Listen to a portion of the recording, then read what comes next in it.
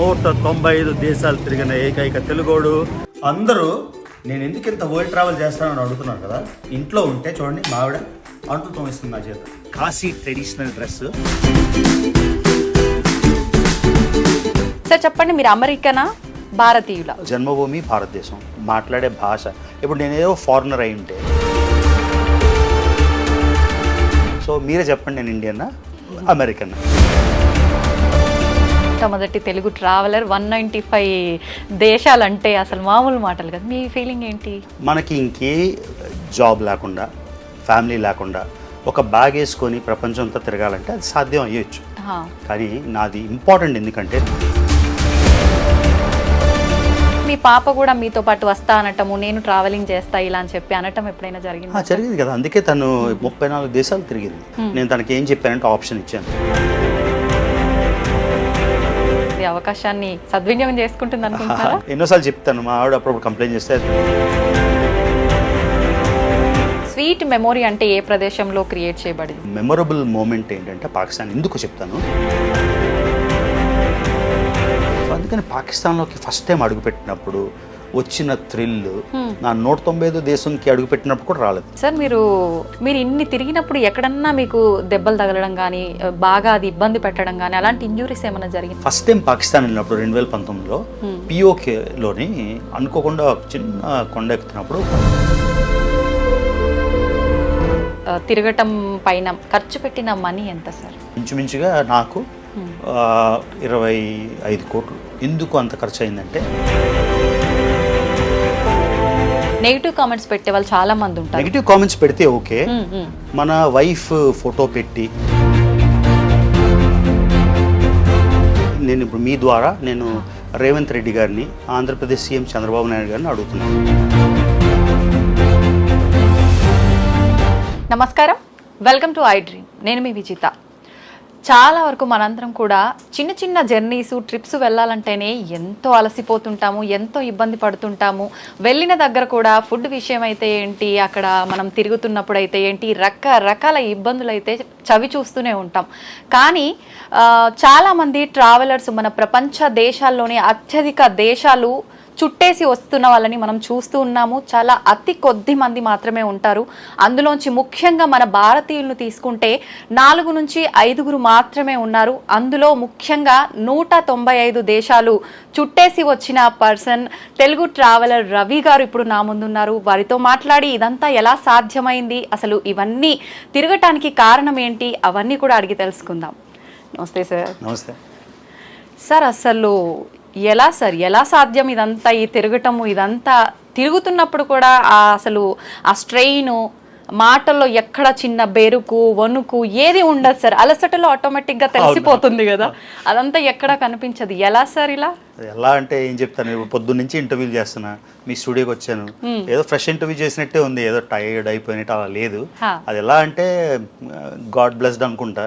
అంటే మన body constitution అలాగా, జెనెటిక్స్ అలా ఉన్నాయేమో. ఎంత ట్రావెల్ చేసినా అలసట నిజంగానే రాదు. ఎన్ని ఇంటర్వ్యూలు చేసినా, ఎంత మాట్లాడినా, రాత్రంతా పడుకోకపోయినా next day morning normal. So blessed అంతే. అంతే అంతే సార్. నిజంగా చాలా తక్కువ మందిలోనే ఉంటుంది ఇలా అలసిపోకుండా ఉండే తత్వం. కరెక్ట్. అందులో మీరు ఒకరు. జస్ట్ లక్కీ అంతే. అంతే సార్.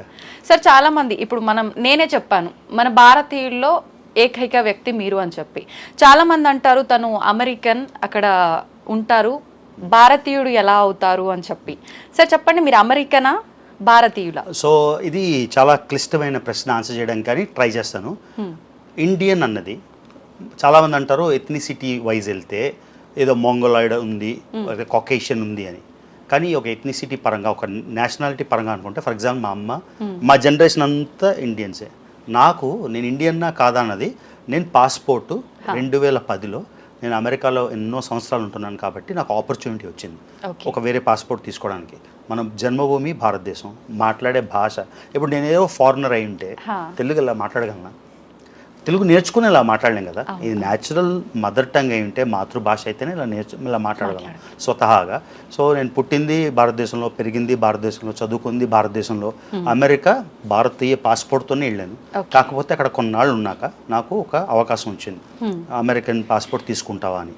అంటే ఆ ఉద్యోగం చేస్తుంది అక్కడే, డబ్బులు సంపాదించింది అక్కడే, ఒక్కరోజు కూడా భారతదేశంలో ఉద్యోగం చేయలేదు. ఓకే. సో మొత్తం అంతా జీవనాధారం అక్కడ ఉన్నప్పుడు ఆటోమేటిక్గా అక్కడ పౌరసత్వం తీసుకుంటే బెటర్ అని అమెరికా పౌరసత్వం తీసుకున్నాను. సో ఇక్కడ రెండు ఉన్నాయి, మీరు ఇండియన్నా కాదా అని. ఇండియన్ గవర్నమెంట్, భారతీయ ప్రభుత్వమే మాలాంటి వాళ్ళకి ఎవరైతే భారతదేశంలో పుట్టారో, భారతదేశం డిసెండెన్సీ ఉందో వాళ్ళకి ఓవర్సీస్ సిటిజన్ ఆఫ్ ఇండియా అని కార్డు ఇచ్చారు. ఓవర్సీస్ సిటిజన్ ఆఫ్ ఇండియా అంటే ఇండియన్ అయినా కాదా?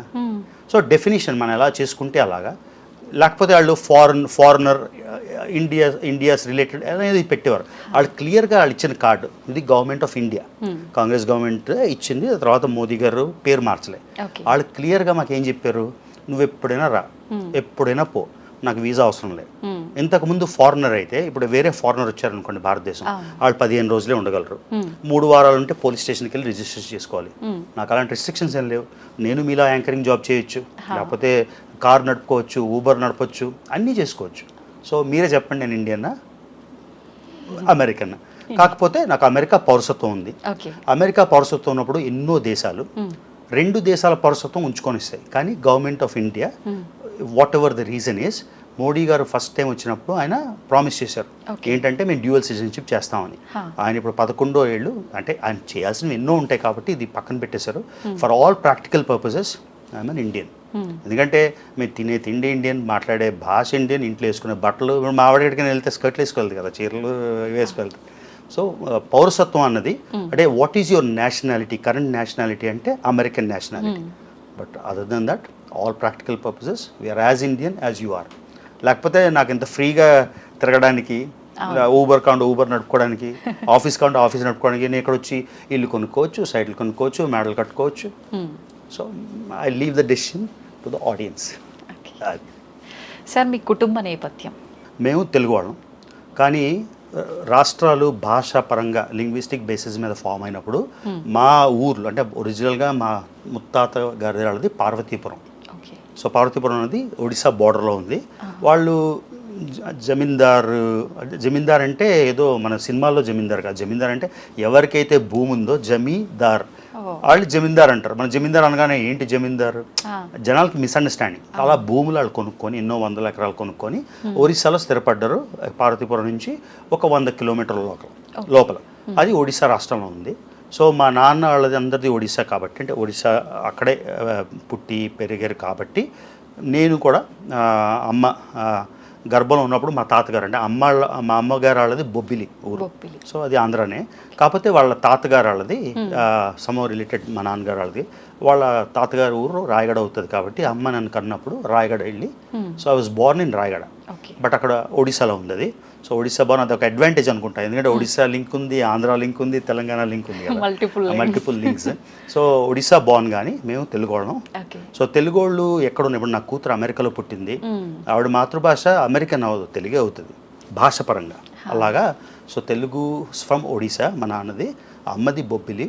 సో నేను 2 నెలల్లో 3 నెలల్లో అప్పుడు అమ్మ చీరాల్లోని లెక్చరర్గా పనిచేసేది గవర్నమెంట్ కాలేజ్లో. సో చీరాల పెరిగింది. తర్వాత నాకు గుర్తున్నంత వరకు నేను పెరిగింది శ్రీకాకుళంలో, ఆ తర్వాత విశాఖపట్నంలో. సో ఈ తర్వాత నేను హైదరాబాద్లో మాస్టర్స్ చేశాను, masters in political science. So నన్ను ఎవరైనా అడిగితే నువ్వు పెరిగింది ఎక్కడ అని నేను చెప్పే ఊర్లు శ్రీకాకుళం, విశాఖపట్నం, హైదరాబాద్. అది ఓకే, సరిపోయిందా నేపథ్యం? సో మా నాన్న స్టేట్ బ్యాంక్ ఆఫ్ ఇండియాలో పనిచేసేవారు. మా అమ్మేమో లెక్చరర్గా స్టార్ట్ చేసి తను head of the department of economics VS Krishna college వైజాగ్లో, తర్వాత గవర్నమెంట్ కాలేజ్ ఎల్లమంచిలిలో, తర్వాత గవర్నమెంట్ కాలేజ్ భీమిలి, ఈ 3 ప్రిన్సిపల్గా చేసి తను regional joint director of education, అంటే ఐఏఎస్ క్యాడర్ అనుకుంటాను.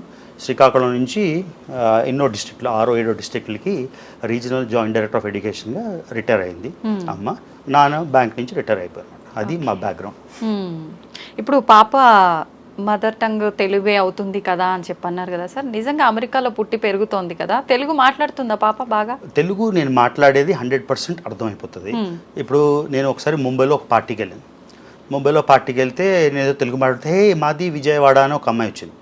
అది తప్ప ఇంకేం రాదు తెలుగు. ముంబైలో ఉన్న వాళ్ళకే జనరేషన్స్ వైజ్ తెలుగు రావట్లేదు. మీకు అర్థమైంది. నేను కొంతమంది పేర్లు చెప్పను కానీ ఇంటర్వ్యూస్ చూస్తుంటాను. మీరు తెలుగులో క్వశ్చన్ అడుగుతారు, వాళ్ళు ఉండేది ఆంధ్ర ఆర్ తెలంగాణలోని, ఇంగ్లీష్లోనే మొత్తం ఇస్తారు. సో ఆ ప్రాతిపదిక పైన చూస్తే అక్కడ మొత్తం ఎడ్యుకేషన్, అక్కడ సెకండ్ లాంగ్వేజ్ తెలుగు ఉండదు. ఇక్కడ అనుకోండి మీరు ఎంత పెద్ద కాన్వెంట్ స్కూల్కి వెళ్ళినా second language, third language Telugu ఉంటుంది. తను తెలుగు చదువుకునే అవకాశం లేదు కాబట్టి ఆల్రెడీ స్పానిష్ ఇవన్నీ నేర్చుకుంటూ తెలుగు సెపరేట్గా నేర్పించే వాళ్ళు ఉన్నారు. నేనే అనుకున్నాను మదర్ టంగ్ మాట్లాడి అర్థమయ్యే వరకు అయిపోతుంది, రాయడం చదవడం అది నా డెసిషన్. ఎందుకంటే తన మీద స్ట్రెయిన్ పెట్టాలనిపించలేదు. తర్వాత తను అమెరికాలో ఉంటుందో ఇక్కడ ఉంటుందో తెలియదు. అమెరికాలోనే ఉన్నట్టయితే తెలుగు మాట్లాడే వరకు సరిపోతుంది కదా అని. సో నేను మాట్లాడింది 100% మేము ఇంట్లో తెలుగే మాట్లాడతాం. తనకి ప్రతిదీ అర్థమవుతుంది, రిప్లై కూడా ఇవ్వగలదు. కానీ ఫర్ ఎగ్జాంపుల్ నేను ఏదో కార్ సీట్ నా దగ్గర ఉన్న కార్కి హీటర్ వదిలేసి అనమాట, కూర్చున్నా అంటే నాన్న డిడిట్ ఖాళీ అంది అంటే కాలిపోయిందా అని. అలాగా బ్రోకెన్ తెలుగు మాట్లాడిస్తుంది, 100% అర్థమవుతుంది. ఓకే ఓకే సూపర్ సార్, చాలా ముద్దుగా అనిపిస్తుంది. అందుకే ఫస్ట్ ఆఫ్ ఆల్ నేను నేర్పించింది ఎందుకంటే చిన్నప్పుడు తప్పులు మాట్లాడితే ముద్దుగా అనిపించేది, ఇప్పుడు పెద్దగా తప్పులు మాట్లాడితే కొంచెం ఎబ్బట్టుగా ఉంది. కానీ అందుకే సార్ అంత మాత్రం భాషను వదిలేసిన వాళ్ళకన్నా బెటర్. వదలలేదు. ఏదైనా సినిమా వేద్దాం అంటే ఇంట్లో కూర్చుంటాం కదా, బిగ్ స్క్రీన్లో అమ్మాయి ఏం చేయాలంటే తెలుగు మూవీ ఏమని చెప్తుంది. సో అలానే ఇప్పుడు తినేది కూడా ఏం కావాలమ్మా అంటే పప్పనం చేసి అంటారు. సో అన్నీ అలానే ఉంటాయి. కానీ భాష అలవాటు లేని, ఇప్పుడు మేము ఒడిశాలో పుట్టాము, ఒడియా రాయగలను చదవగలను, మాట్లాడమంటే నేను అంటే అలవాటు లేక స్పష్టంగా ఇప్పుడు తెలుగు మాట్లాడినట్టు ఒడియా మాట్లాడలేను. కానీ మాట్లాడాల్సిన అవసరం వస్తే ఒక నెలలో మాట్లాడాలి. ఓకే సార్, 195 దేశాలు మామూలు మాటలేం కాదు. అవును, మామూలుగా సంవత్సరంలో ఒక ట్రిప్ వెళ్ళాలంటేనే ట్రిప్ వెళ్ళి వచ్చిన తర్వాత ఒక 10 రోజులు రెస్ట్ అన్నా తీసుకుంటే బాగుండు అనే ఆలోచన ఉంటుంది. ఎలా సార్ అసలు ఎలా సాధ్యం అవుతుంది, ఎందుకు వచ్చింది అసలు ఫస్ట్ ఆఫ్ ఆల్? మీకు ఇంకో ఎలిమెంట్ చెప్పాలి. మనకి ఇంకే జాబ్ లేకుండా, ఫ్యామిలీ లేకుండా ఒక బ్యాగ్ వేసుకొని ప్రపంచం అంతా తిరగాలంటే అది సాధ్యం అయ్యొచ్చు. కానీ నాది ఇంపార్టెంట్, ఎందుకంటే 195 తిరగడం ఒక అచీవ్మెంట్ అయితే నా జాబ్ వదలకుండా, నా కెరియర్ వదలకుండా, మా ఆవిడ్ని వదిలేయకుండా, నా కూతురు వదిలేయకుండా, ఇంకా మా ఆవిడ నన్ను డైవర్స్ ఇవ్వలేదు, ఇంకా కలిసే ఉంది కదా, ఇన్ని మేనేజ్ చేస్తూ కెరియర్ని మేనేజ్ చేస్తూ, ఇప్పుడు ఫర్ ఎగ్జాంపుల్ మనం కట్టుబట్టలతోనే వెళ్ళాం అమెరికా. ఏమో మా నాన్న ఎన్నో లక్షల డాలర్స్ ఇచ్చేస్తే కాదు, మరి అక్కడ ఇల్లు కట్టుకోవాలి, దానికి డబ్బులు కావాలి, ఒక కెరియర్ చేయాలి, కార్లు కొనుక్కోవాలి, మెయింటైన్ చేయాలి, ఇవన్నీ ఉంటాయి కదా. ఇవన్నీ చేస్తూ కూడా 195 కంప్లీట్ చేశాను.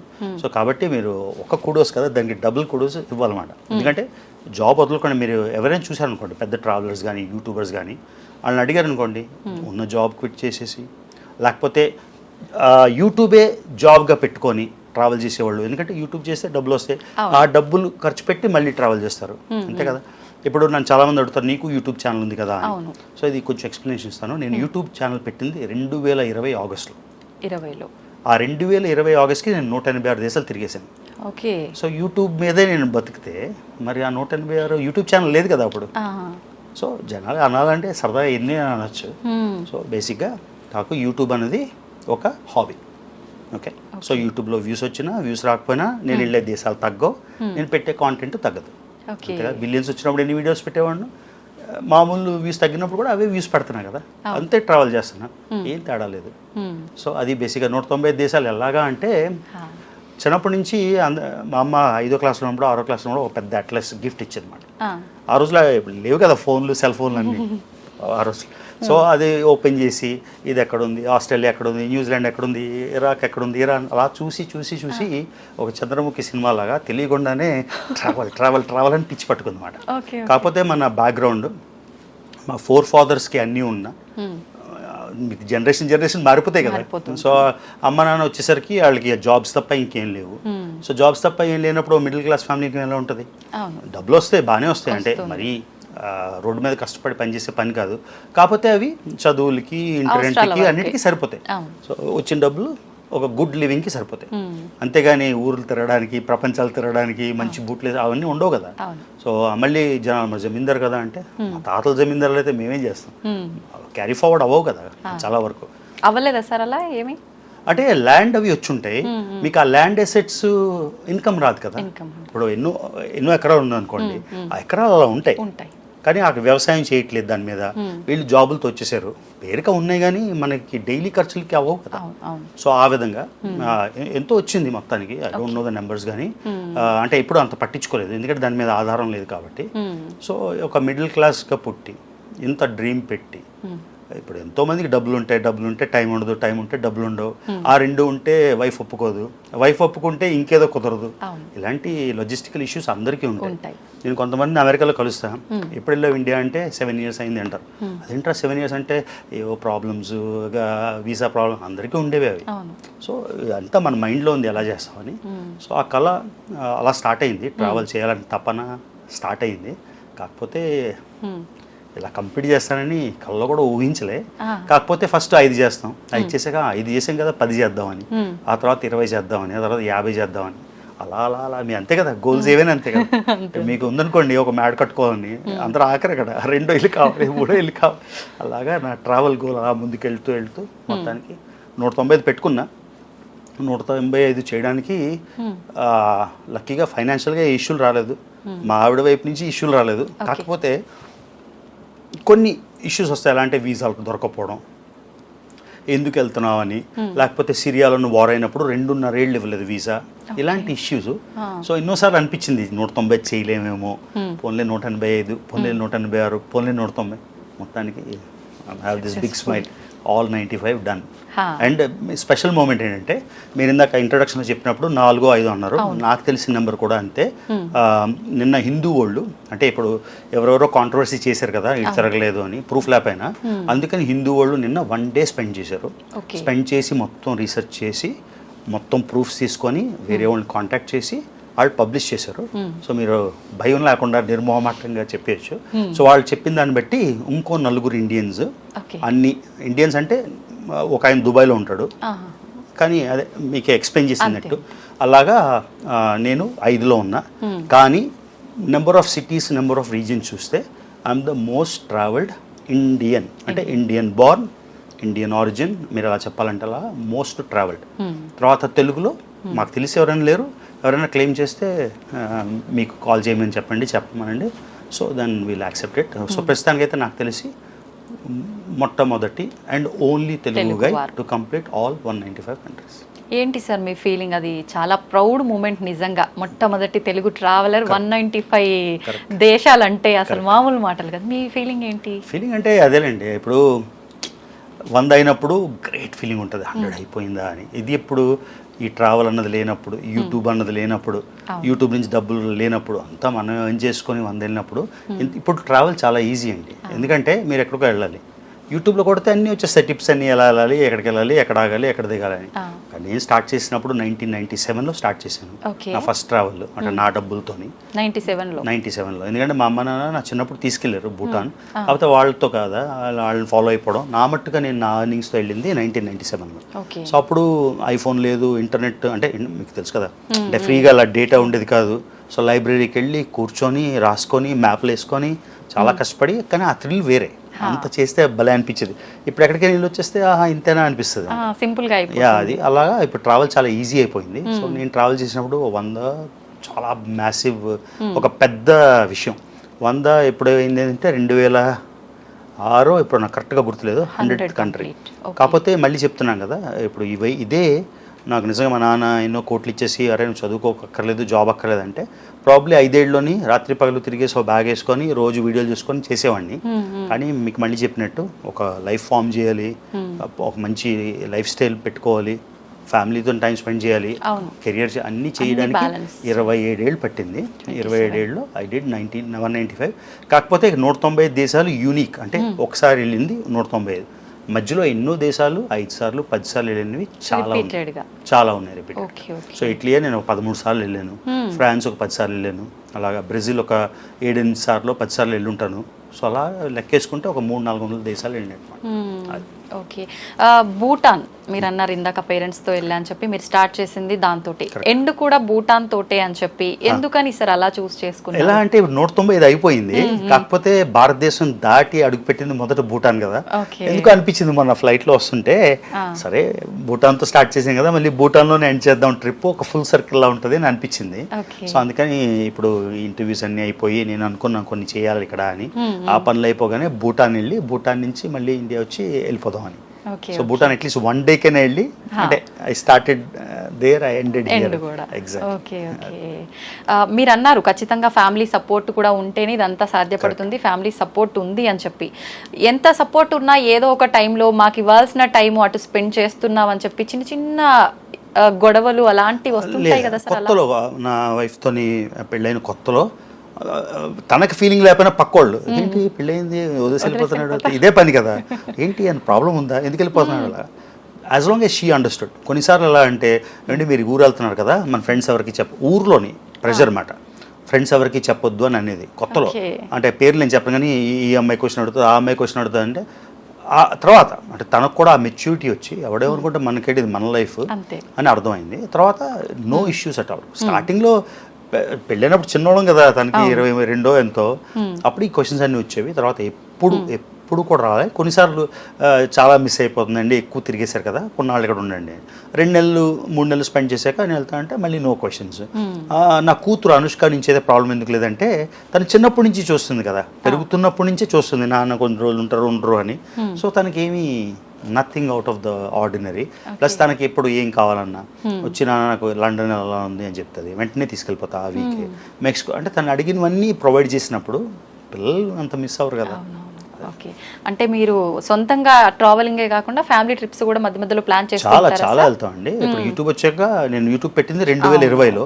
మీరు ఫ్యామిలీ ట్రిప్స్ కూడా చూడొచ్చు కదా, మెక్సికో వెళ్ళడం, ఇంకెక్కడికి వెళ్ళడం, క్రొయేషియా. మొన్న లేటెస్ట్గా అన్ని తిరిగి వచ్చాను నేను, చాలా దేశాలు తిరిగి ఇంటికి వచ్చాను. 1 వీక్ అయింది. నా కూతురు అడిగింది ఇన్ని తిరిగేసి వచ్చా మమ్మల్ని ఎక్కడ తీసుకెళ్తామని, వెంటనే కెనడా తీసుకెళ్ళాను. తను అడిగిన 2 రోజులకో 3 రోజులకో తనకి ఇచ్చాను ఆప్షన్, ఐస్లాండ్ వెళ్దామా, కెనడా వెళ్దామా, ఇంకో ఆప్షన్ ఏంటో గుర్తు రావట్లేదు, ఈ 3 దేశాల్లో నువ్వు పిక్ చేసుకోని.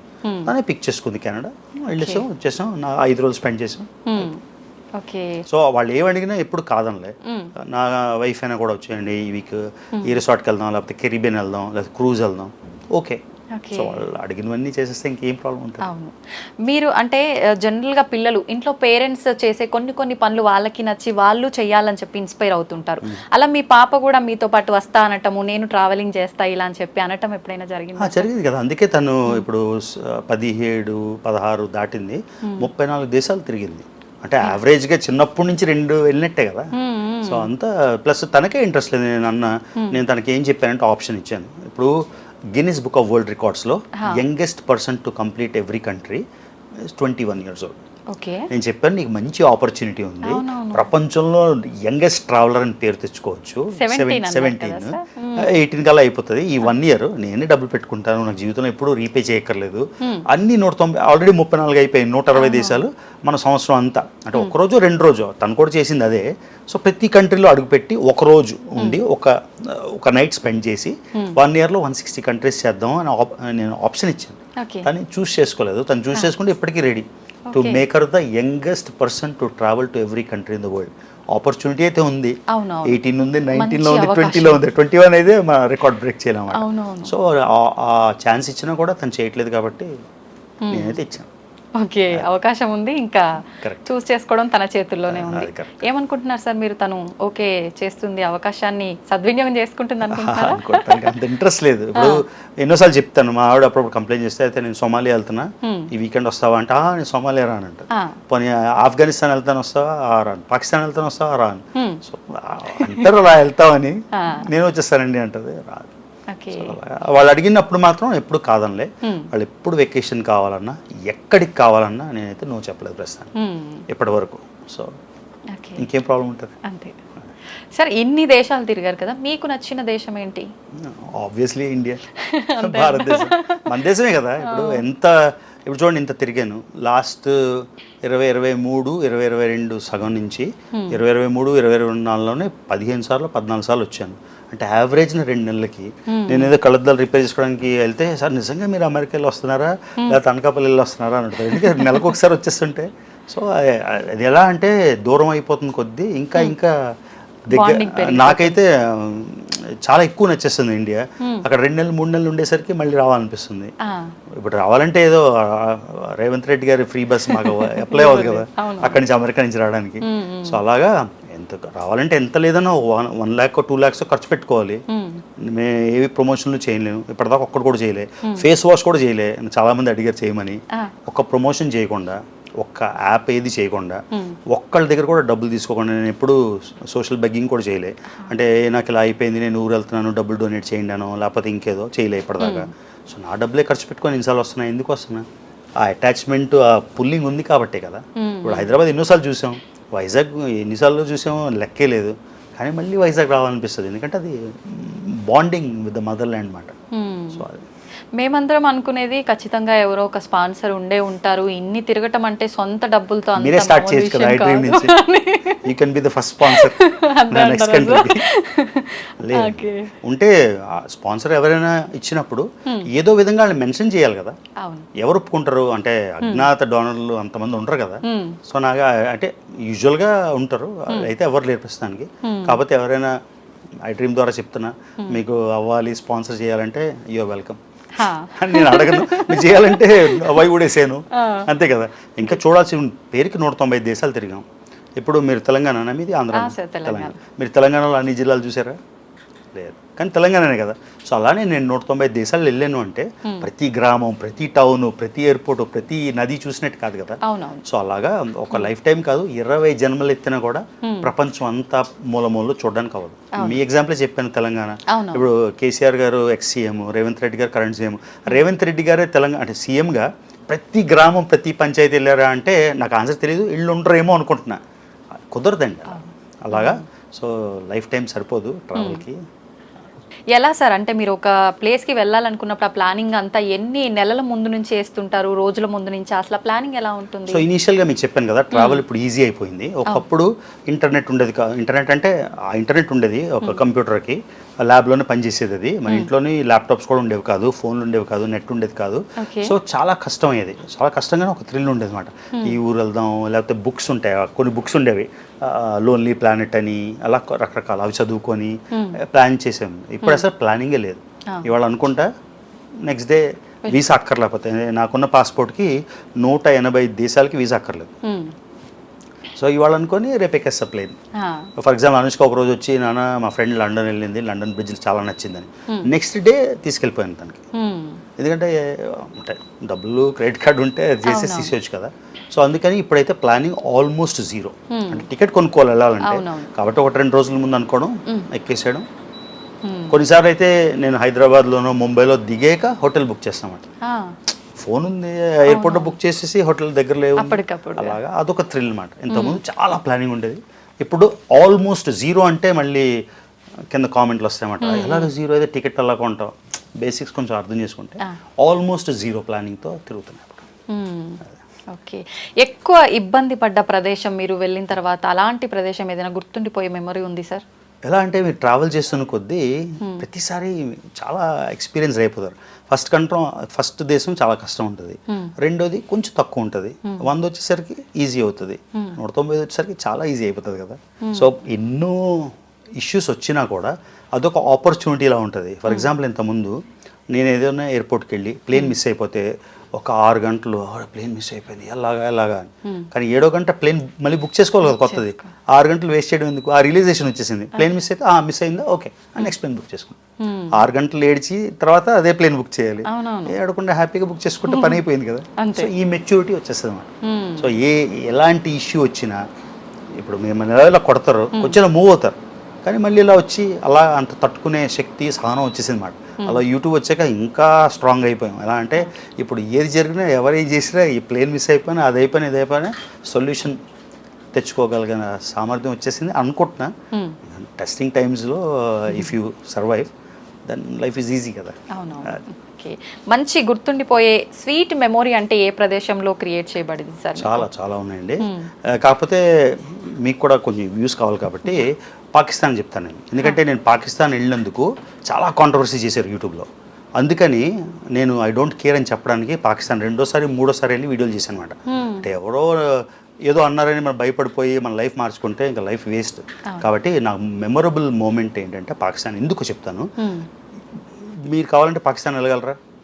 వెళ్ళలేరు. వాళ్ళు వీసా ఇచ్చినా మీకు భయం ఉంటుంది వెళ్ళాలా లేదా అని. అలాంటిది ఒక శత్రు దేశంకి వెళ్ళి, మనకి ఎన్నో వార్లు, ఎంతోమంది జవాన్లు చనిపోయారు, బోర్డర్స్ దీని గురించి కాల్ చేస్తారు, అంత టెర్రర్ ఉన్న ప్లేస్.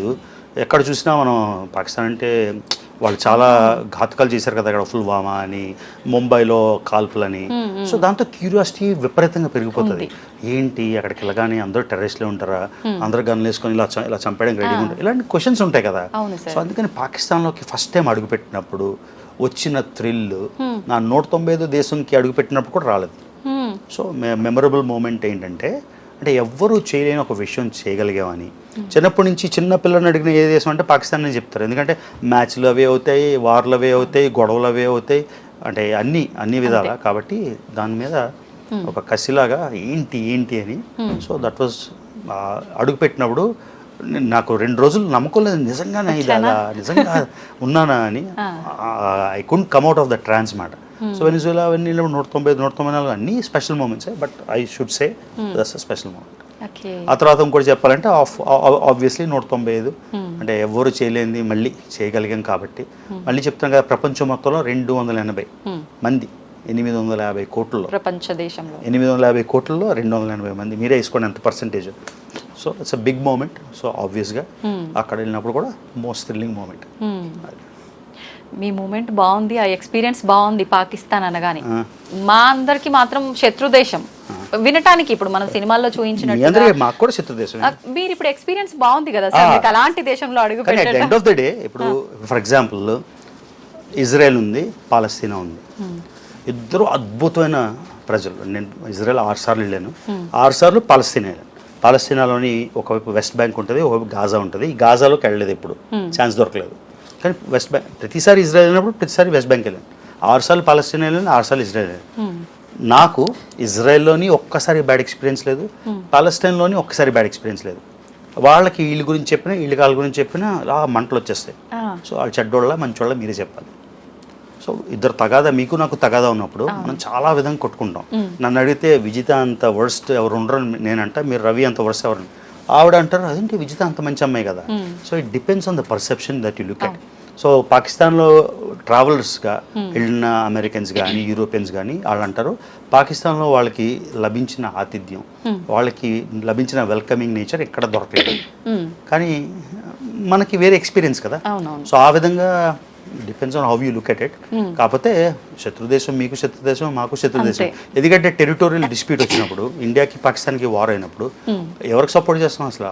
ఇలా కళ్ళు కూడా ఆర్పక్కలే కదా, ఇండియాకే సపోర్ట్ చేస్తాం మన దేశం కాబట్టి. సో ఆ విధంగా పాకిస్తాన్ శత్రువే.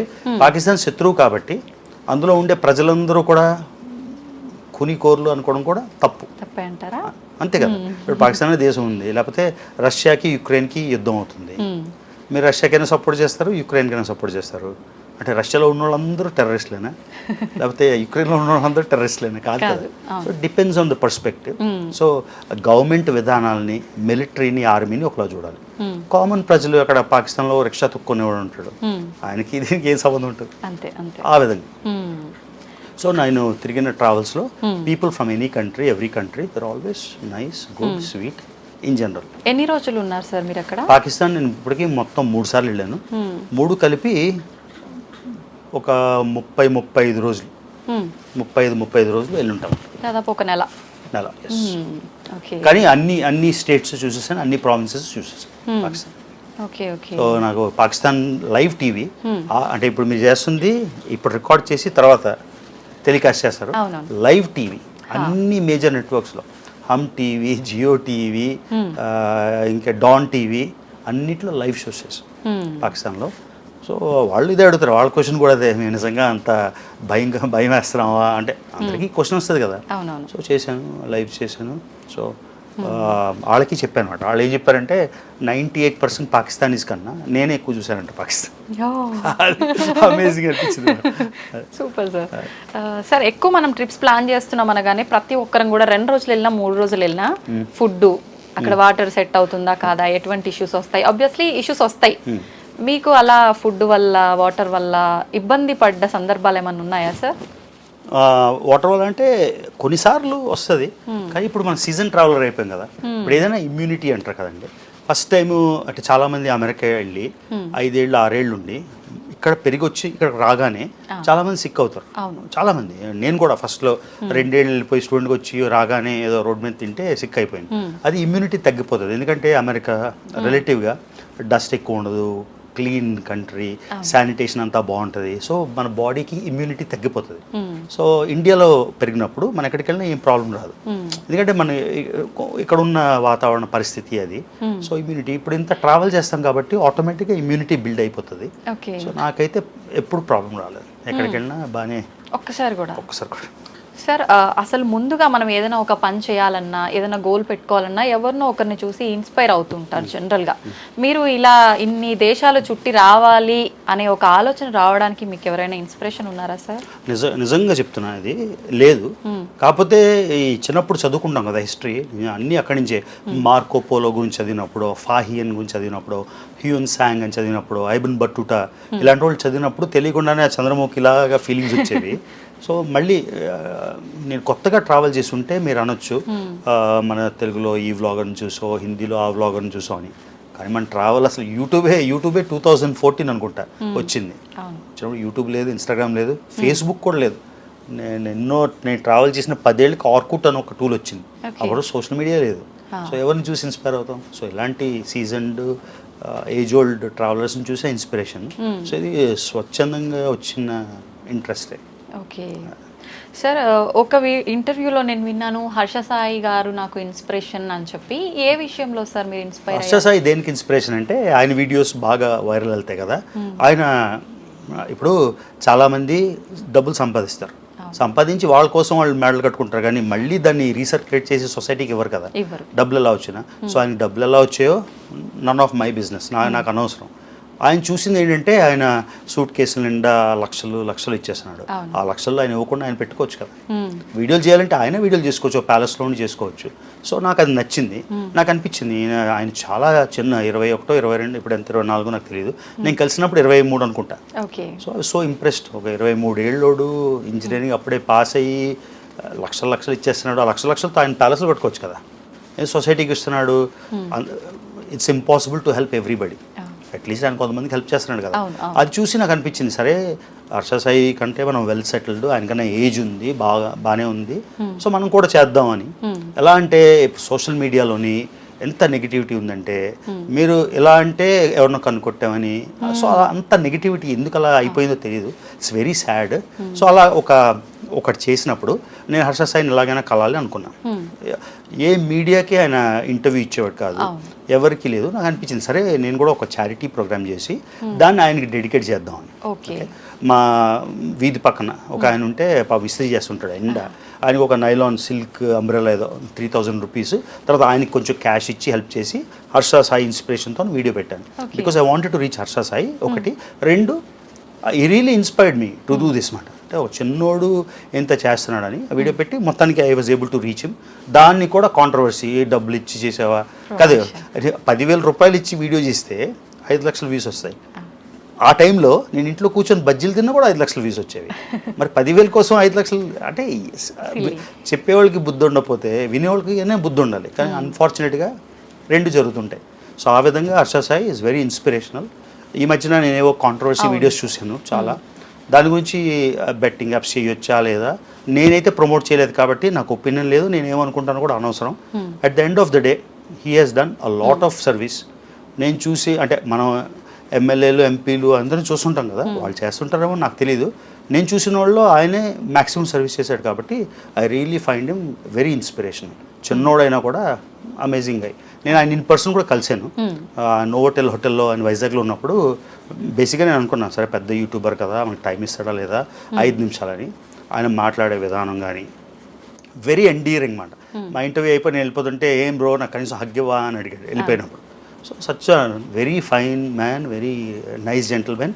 ఇది ఇంకా ఎక్కువ ఎందుకు చెప్తున్నా అంటే ఈ మధ్యన ఏదో చాలా కాంట్రవర్సీ ఆయన పేరు మీద అయ్యింది కాబట్టి I know him, I seen him. ఆయన డబ్బులు సంపాదించుకోవాలంటే కొంతమంది వేరే వాళ్ళ అమ్మల్ని తిట్టి, వేరే వాళ్ళ పిల్లల్ని తిట్టి డబ్బులు సంపాదించుకుంటారు. కొంతమంది పిల్లల్ని అబ్యూస్ చేసి డబ్బులు సంపాదించుకుంటారు. ఆయన ఏవో ప్రమోషన్స్ చేశాడు. ఆ ప్రమోషన్స్ ఏవో నాకు తెలియవు డీటెయిల్స్ కాబట్టి నాకైతే ఇష్యూ లేదు. నేను ఓన్లీ ఆయన ఇచ్చిన చారిటీ పార్ట్ చూసి ఇన్స్పైర్ అయితే ఓకే మొత్తం చెప్పాను, ఎక్కడ వదలకుండా. సార్ ఇప్పుడు మీరు చెప్పారు కొంతమంది ఫ్యామిలీని తీసుకొచ్చి అలా మాట్లాడుతుంటారు పర్సనల్గా ఫ్యామిలీ వైపుకి వచ్చి అని చెప్పి, అలా చాలా వరకు నెగిటివ్ కామెంట్స్ పెట్టే వాళ్ళు చాలా మంది ఉంటారు. నెగిటివ్ కామెంట్స్ పెడితే ఓకే, మన వైఫ్ ఫోటో పెట్టి ఆ వైఫ్ ఇలాగ అని చేసినట్టు నేను ఇప్పుడు మీ ద్వారా నేను రేవంత్ రెడ్డి గారిని, ఆంధ్రప్రదేశ్ సీఎం చంద్రబాబు నాయుడు గారిని అడుగుతున్నా, ఇలాగా తల్లుల్ని, పెళ్ళాల్ని, కూతుర్ని అబ్యూస్ చేస్తే మీకు ఓకేనా? లోకేష్ గారు ఇప్పుడు పవర్లో ఉన్నారు. లోకేష్ గారు అంటే చంద్రబాబు నాయుడు గారు పవర్లో ఉన్నారంటే లోకేష్ గారు ఐటీ మినిస్టర్. ఆయనకి నా క్వశ్చన్, నా ఫ్యామిలీని కూడా విపరీతంగా అబ్యూస్ చేశారు. నా దగ్గర అన్ని క్లిప్పింగ్స్ ఉన్నాయి. నేను ఎవరికి చెప్పుకోవాలి? నేను అమెరికాలో ఉంటున్నా, నేను మా ఫ్యామిలీ, మా అమ్మ నాన్న ఉండేది భారతదేశంలోనే కదా, అందరూ చూసేది భారతదేశంలో కదా. దీనికి ఏ విధంగా యాక్షన్ తీసుకుంటారు? ఆయనకి జరిగింది అబ్యూజ్, సో ఫస్ట్ ఆయన యాక్షన్ ఆయన తీసుకోవాలి. తీసుకున్నాక చంద్రబాబు నాయుడు గారు మొన్న నేను ఒక స్టేట్మెంట్ విన్నాను. ఆయన ఏం చెప్పారంటే, సోషల్ మీడియాలోని ఎవరైనా ఆడవాళ్ళని అబ్యూస్ చేస్తే, వీకెస్ట్ లింక్ కదండి, మన అమ్మలు, మన పిల్లలు, మన డాటర్స్, నాకు ఎమోషనల్ అంటే you don't know what I went through. So ఇలా అబ్యూస్ చేసినప్పుడు ఏం యాక్షన్ తీసుకుంటారు? అంటే ఇక్కడ అబ్యూస్ చేసేసి వేరే దేశం వెళ్ళి దాగుంటే ఓకేనా అని రప్పించలేరా? మీకు ఒక ఇజ్రాయెల్ ఎగ్జాంపుల్ చెప్తాను. ఇజ్రాయెల్ చాలా చిన్న దేశం, చుట్టుపక్కల శత్రువులు, పక్కన మీద లెబనాన్, ఇటుపక్క సిరియా, ఇటుపక్క జోర్డన్, చుట్టూ పాలెస్తైన్, కింద ఈజిప్ట్, కొంచెం దూరంలో ఇరాన్, ఇరాక్. వాళ్ళు ఏం చేస్తారంటే, చాలామంది ఇలానే చేస్తుంటారు, ఇజ్రాయెల్లో ఒక బాంబ్ బ్లాస్ట్ చేసేసి పక్క దేశం వెళ్ళి దాగుంటారు. ఇజ్రాయెల్ వాళ్ళు ఏం చేస్తారు తెలుసా? జస్ట్ నేను మీకు చెప్తున్నా ఇన్ఫర్మేషన్, వాళ్ళ ఫ్యామిలీని, వాళ్ళ ఇల్లుని స్వాధీనం చేసుకొని వాళ్ళు వచ్చేటట్టు చేస్తారు. ఇప్పుడు మీరు వెళ్ళిపోయారు క్రైమ్ చేసి, మీ ఇల్లుని గవర్నమెంట్ సీజ్ చేసింది అనుకోండి, రాక తప్పుతుందా? ఇజ్రాయెల్లో ఇది చేస్తారు అని చెప్తున్నా. ఇది ఇండికేటర్ అనుకోండి, ఏమనుకోండి. అంటే మీరు క్రైమ్ చేసేసి మీరు భారతదేశం రాకుండా ఎక్కడో ఉండిపోయి మీరు వేరే పెళ్ళాన్ని అబ్యూస్ చేసేసి చేస్తే ఓకేనా? మీకు ఓకేనా? మిమ్మల్ని ఎవరో తిట్టేశారు ఉత్తరే, మీకు సంబంధం లేదు దేనికి, అది ఓకేనా? సో ఈ క్వశ్చన్ నేను అడుగుతున్నా రేవంత్ రెడ్డి గారిని, చంద్రబాబు నాయుడు గారిని, ఎందుకంటే మన సీఎంలు కాబట్టి వాళ్ళు. అపోజిషన్లో ఉండే జగన్ అన్నని, తర్వాత కేసీఆర్ గారిని కూడా అడుగుతున్నాను, ఎందుకంటే వాళ్ళు కూడా చేయాలి కదా. అంటే ఫీమేల్ అబ్యూస్ అనేది పెద్ద ఇష్యూ అయిపోయింది. ఈ మధ్యన ఏదో ఒక కాంట్రవర్సీ అయింది, అది ఫిల్మ్ స్టార్స్ వచ్చేసి దాన్ని ఒక పెద్ద ఇష్యూ చేశారు కాబట్టి 24 అవర్స్లో జస్టిస్ జరిగింది. అంటే ఫిల్మ్ స్టార్స్ చెప్పకపోతే 24 అవర్స్లో జస్టిస్ చేయరా? ఇప్పుడు నేను అమెరికాలో ఉంటున్నా, ఐఎమ్ వెల్ ఆఫ్ గై అంటే I'm not saying the richest guy, but నాకు ఓకే. మరి నా వైఫ్ని అబ్యూస్ చేస్తే, అది భారతదేశంలో ఉండి, తెలంగాణలో, ఆంధ్రాలో ఉండి దొంగ ఐడీలు పెట్టుకొని అబ్యూస్ చేస్తే ఏం యాక్షన్ తీసుకుంటారో మేము వారికి చెప్పాలి. అమెరికా గవర్నమెంట్కి ఎలా చెప్తాం? అబ్యూజెస్ ఉన్నది ఇక్కడ కదా. సో దాని గురించి I really want to speak with, ఇప్పుడు నేను 190 దేశాలు తిరిగిన మొదటి తెలుగుడుగా ఎప్పుడో ఒకసారి నాకు ఛాన్స్ దొరుకుతుంది. ఇదే క్వశ్చన్ నేను అడుగుతాను, మీ స్త్రీ ప్రొటెక్షన్ గురించి. I will also ask the opposition, ఇలా అబ్యూజ్ అయినప్పుడు, ఇలా తల్లులు అబ్యూజ్ అయినప్పుడు, పెళ్ళాలు అబ్యూజ్ అయినప్పుడు, మా మైనర్ డాటర్స్ అబ్యూజ్ అయినప్పుడు ఏం యాక్షన్ తీసుకుంటారు? సో ఇది very important question, everybody watching. ఇవాళ నిన్న మా అమ్మ అయిపోయింది, రేపు will be your mother, day after tomorrow will be your wife. అప్పుడు ఏం చేస్తారు? అది నా క్వశ్చన్, మీ ద్వారా అడుగుతున్నా. ఇప్పటిదాకా ఇది అసలు టచ్ చేయకూడదు అనుకున్నాను, కానీ ఇట్స్ వెరీ ఇంపార్టెంట్. అవును సార్, నిజంగా చాలా సెన్సిటివ్ టాపిక్ సార్ ఇది. మీకు అనిపించలేదా ఇలాంటివన్నీ జరిగిన తర్వాత ఎందుకు ఇవన్నీ ఇలా ఫ్యామిలీ వరకు వస్తున్నాయంటే నేను వద్దు, దూరంగా ఉండాలి అని చెప్పి అనిపించి అప్పుడు అనుకున్నా, అప్పుడు పాలిటిక్స్ అవుతుంది, పవన్ కళ్యాణ్ గారి మీద జరిగే ట్రోలింగ్ కానీ, జగన్ గారి మీద జరిగే ట్రోలింగ్ కానీ, మోదీ గారి మీద జరిగే ట్రోలింగ్ కానీ, లోకేష్ గారి మీద జరిగే ట్రోలింగ్తో చేస్తే వాళ్ళ నాకన్నా అన్ని విధాలా బెటర్ ఆఫ్. అంటే పెద్ద ఫ్యామిలీ, డబ్బు ఉన్నోళ్ళు, పవర్ ఉన్నోళ్ళు, పరపతున్నోళ్ళు, వాళ్ళకే తప్పనప్పుడు నాకు ఇది అయింది బ్యాడ్. కాకపోతే దట్ మూవ్స్ యూ ఫార్వర్డ్. ఎవడో ఏదో తిట్టాడని, ఎవడో మా అమ్మని అన్నాడని నా ప్రయత్నం నేను వినిపించుకుంటే నా జీవితమే వ్యర్థం. అదే కదా వాళ్ళకి కావాల్సింది. సో అప్పుడు వాళ్ళని గెలిపేలా ఇస్తాను. సో ఇంకా డిటర్మిన్డ్గా నేను అసలు అయితే 2025లో కంప్లీట్ చేద్దాం అనుకున్నాను. 1 year ముందే కంప్లీట్ చేస్తాను. అది రిజాల్వ్ జరుగుతుంది. ఎగ్జాక్ట్లీ, నేను ఛాలెంజ్గా తీసుకున్నా. నా యూట్యూబ్ని కావాలని సప్రెస్ చేసి, వ్యూస్ రాకుండా చేసి, అది నా బ్రెడ్ అండ్ బటర్ కాదు కదా. రేపు నా యూట్యూబ్స్ ఉన్నాయన, నా లైఫ్ స్టైల్ అసలు ఏం మారదు.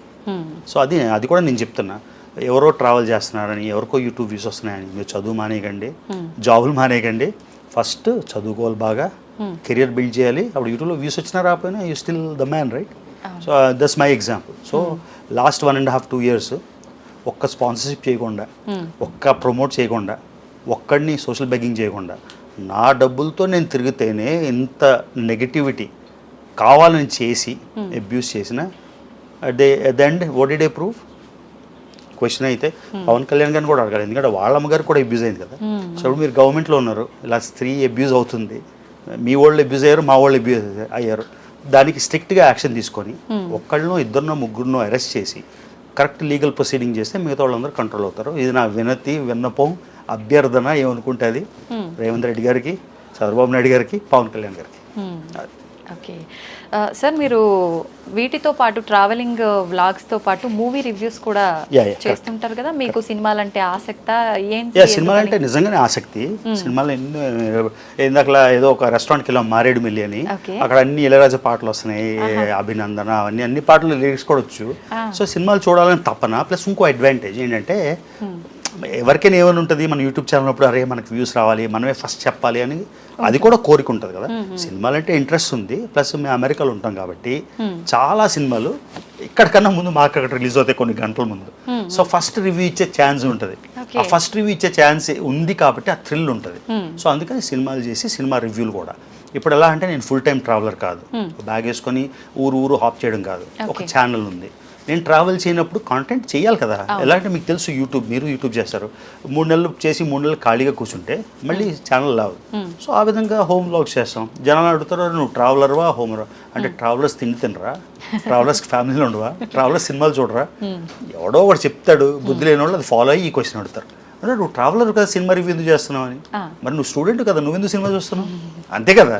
సో ఆ సెన్స్లెస్ క్వశ్చన్స్ ఉంటాయి. కాకపోతే ఇవన్నీ మేము పట్టించుకోవడం, చెప్పాం కదా, రాట్ తెలిపాము. ఇప్పుడు భయం లేదు అంటే అన్నిటికీ ఫేస్ చేయడానికి. సో నాకు సినిమా చూడాలనిపించింది, నేను రివ్యూ చేశాను. తమ్నైల్ మీద క్లియర్గా సినిమా రివ్యూ అని ఉంది. నీకు ప్రాబ్లం ఉంటే move on to the next channel, what's your problem అని. సో అలా ఇంట్లో ఉన్నప్పుడు హోమ్ వ్లాగ్ చేస్తాం.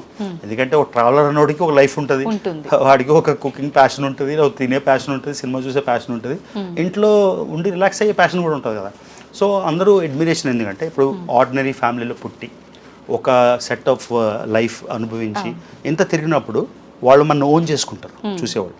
వాళ్ళకి చాలా ఆసక్తి ఉంటుంది, నీకు అంత డబ్బులు వస్తున్నాయి, నువ్వేం జాబ్ చేస్తున్నావు, ఇంట్లో ఏం తింటావు, పొద్దున్న ఏం తింటావు.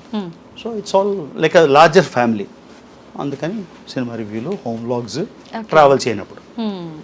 సుమారుగా ఒక్క ట్రిప్కి ఎంత ఖర్చు వస్తుంది సార్? మళ్ళీ డిపెండ్స్ కదా. ఇప్పుడు ఫర్ ఎగ్జాంపుల్ మీరు హైదరాబాద్లో రోజుకి 30,000 రూపాయలు ఇచ్చిన ఉండగలిసిన హోటళ్ళు ఉన్నాయి. ఐటీసీ కోహినూర్లో స్వీట్లో అంటే 22, 32 ఎంతో ఉంటాయి. 500 రూపాయలు కూడా చిన్న హోటల్లో ఉండొచ్చు. సో ఈ బడ్జెట్ మీద డిపెండ్ అయి ఉంటుంది. ఇప్పుడు ప్రధానంగా వేరే దేశం వెళ్ళినప్పుడు టికెట్ కాస్ట్ అనేది చాలా ఇంపార్టెంట్. ఆ టికెట్ మీద మిగతా అంతా హోటల్స్ మోరలెస్ సేమ్ ఉంటుంది, ఫుడ్ కాస్ట్ మోరలెస్ సేమ్ ఉంటుంది, టికెట్ మీద డిపెండ్ అయి ఉంటుంది. కానీ ఒక ఫారెన్ ట్రిప్ వేయాలి అంటే, ఫర్ ఎగ్జాంపుల్ శ్రీలంక వెళ్ళడానికి 30-40 వేలు అయిపోతుంది. అదే అమెరికా రావాలంటే 5 లక్షలు అవుతుంది కదా.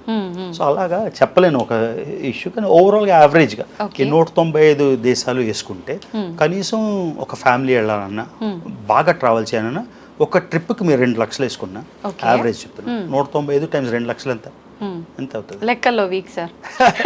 ఆల్మోస్ట్ 2 కోట్లు, 2 టైమ్స్ 2 4 కోట్లు అయిపోయింది అక్కడే.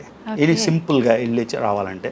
అలాంటిది మల్టిపుల్ ట్రిప్స్ చేసి మళ్ళీ ఇంటికి వెళ్ళి వచ్చి వెనక్కి. సో ఓకే, చాలా ఖర్చుతో కూడుకున్న వ్యవహారాలే ఆబ్వియస్గా. సార్ ఒక చిన్న డౌట్ ఏంటంటే, మీరు ఒక ట్రిప్కి ఖర్చు పెట్టిన డబ్బులు మీ వ్లాగ్ ద్వారా కవర్ అయిపోతాయా? ఇప్పుడు నేనే కానీ ఓన్లీ లోకల్ ట్రాన్స్పోర్ట్ తీసుకొని ఒక పబ్లిక్ హాస్టల్లో ఉంటే నా వ్లాగ్స్ కవర్ అయిపోతాయి. కానీ మీరు చూసుంటారు, నేను ఒక 20-30 బిజినెస్ క్లాస్లు, ఫస్ట్ క్లాస్లు పెట్టాను.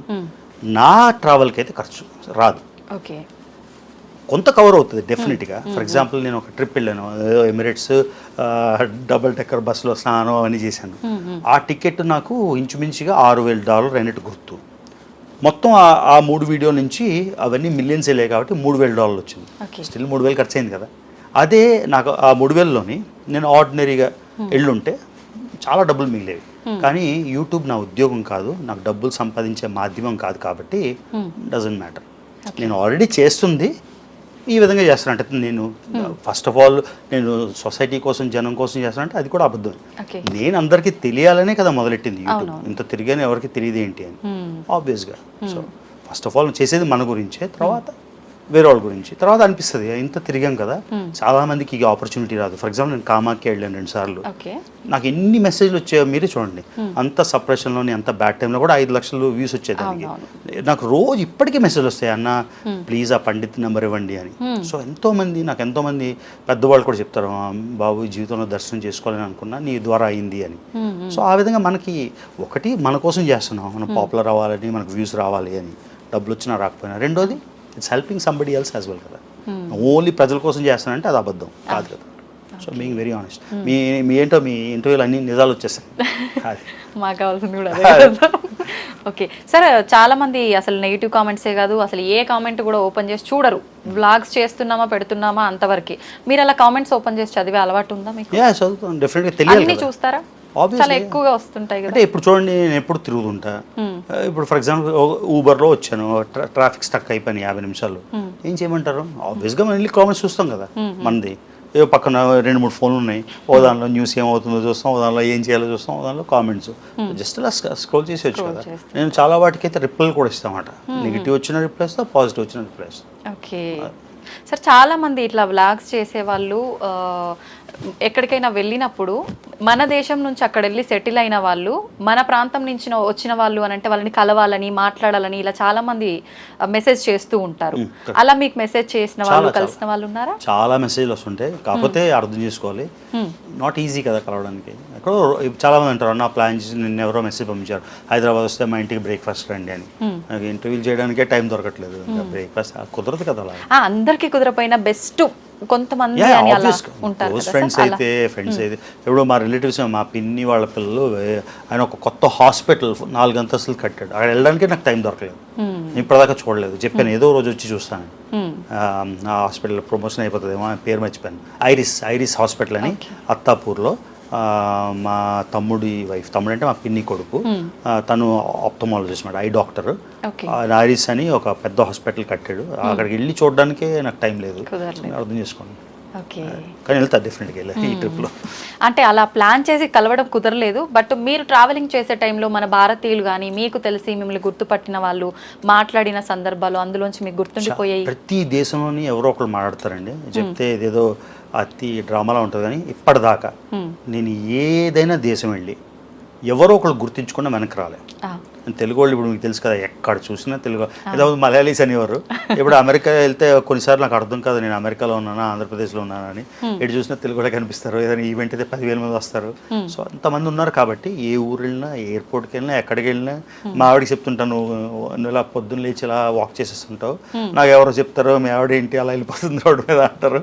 ఎవరో రికగ్నైజ్ చేస్తారు, అట్లీస్ట్ మొహం కడుక్కొని వెళ్ళి అని చెప్తుంటాం. అంటే అంతమంది తెలుగు వాళ్ళు ఉన్నారు, అంత రికగ్నిషన్ ఉంది అని చెప్తారు. సో ప్రతి దేశంలో చాలామంది మెసేజ్ చేస్తారు. కానీ యూజువల్గా ప్రాబ్లం ఏంటంటే లైవ్ వీడియోస్ చేయడం కష్టం అండి.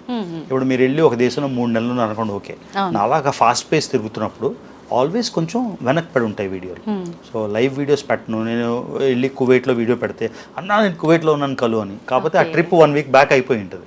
సో అలాగా. కానీ రోడ్డు మీద కలిసి మాట్లాడేవాళ్ళు చాలామంది, ప్రతి ఒక్కళ్ళు తెలుసు కదా అభిమానం, రండి ఇంటికి రండి అంటారు. కానీ మనకి టైం కుదరదు కదా. ఉండే చిన్న టైంలోని ఊర్లు చూడాలి, అన్ని బ్యాలెన్స్ చేయాలి. సార్ మీరు వ్లాగ్స్ చేయడానికి సంబంధించిన వస్తువుల్లో ఎక్కువ కాస్ట్లీ వస్తువు, వాడే వస్తువులు ఏంటి? నేను మీరు నమ్మండి నమ్మకండి, నేను ఓన్లీ వీడియోలు చేసేది దీంతో, మొబైల్తో. అంతే. ఎడిటింగ్ చేసేది మొబైల్తోనే. మీరే చేసుకుంటారు ఎడిటింగ్ కూడా? మీకు కావాలంటే చూపిస్తా. తర్వాత అందులోనే ఒక $250-300 ఇచ్చి మైక్ ఉంది, అది వాడను. ఉంది నా దగ్గర కానీ వాడను. సో నేను ఓన్లీ ఇలా రికార్డ్ చేస్తా, లేకపోతే ఇలా రికార్డ్ చేస్తా. ఏది వాడను. ఒక ట్రైపాడ్ స్టిక్ ఉంది, ఆ ట్రైపాడ్ స్టిక్ మాత్రం ఎవరికే ఉంది. అది ఎందుకో భలే ఉంటుంది. చూసిన ప్రతి ఒక్కళ్ళు నాకు ఇది కావాలంటారు. నేను యూజ్ చేసేది నా ఫోను, ట్రైపాడ్, అంతే.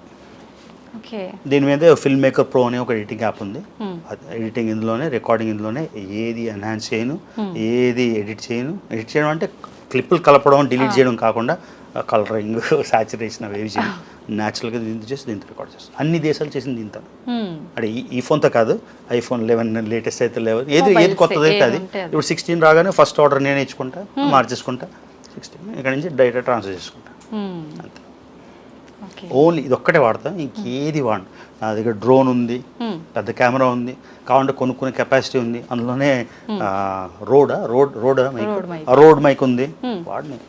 మరి ఎందుకు సార్ వాడనప్పుడు అన్ని ఎందుకు క్యారీ చేస్తున్నారు? ఏమో మరి ఫస్ట్లో డ్రోన్ తీసుకెళ్ళేవాడిని, వేయాలనిపించేది కాదు, క్యారీ చేయట్లే. రోడ్ మైక్ మాత్రం చిన్నదే కదా, అందులో ఉంటుంది. కాకపోతే ఓన్లీ నో ఇది ట్రైపాడ్ అంతే. ఒక్కసారి మీరు బయటికి వెళ్ళారు అంటే ట్రావెలింగ్ పర్పస్ లో ఎన్ని రోజులు పడుతుంది తిరిగి ఇంటికి రావడానికి? డిపెండ్స్ అండి, డిపెండ్స్.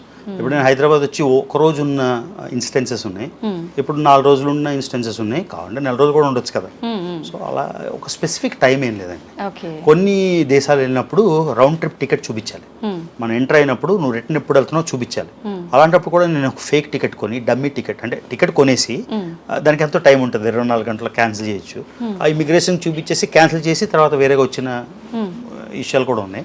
కొన్ని దేశాల్లో అయితే ప్లాన్ చేసుకొని తప్పదు, అంటే 2-3 వెళ్ళినప్పుడు ప్లాన్ చేసుకోవాలి కదా అలాంటప్పుడు. సో కొన్ని 3 రోజులు, 5 రోజులు, 7 రోజులు, 2 వారాలు. ఎందుకంటే నేను ఒక దేశం ఒక్కసారి వెళ్ళండి, ఎన్నోసార్లు వెళ్తాం కాబట్టి.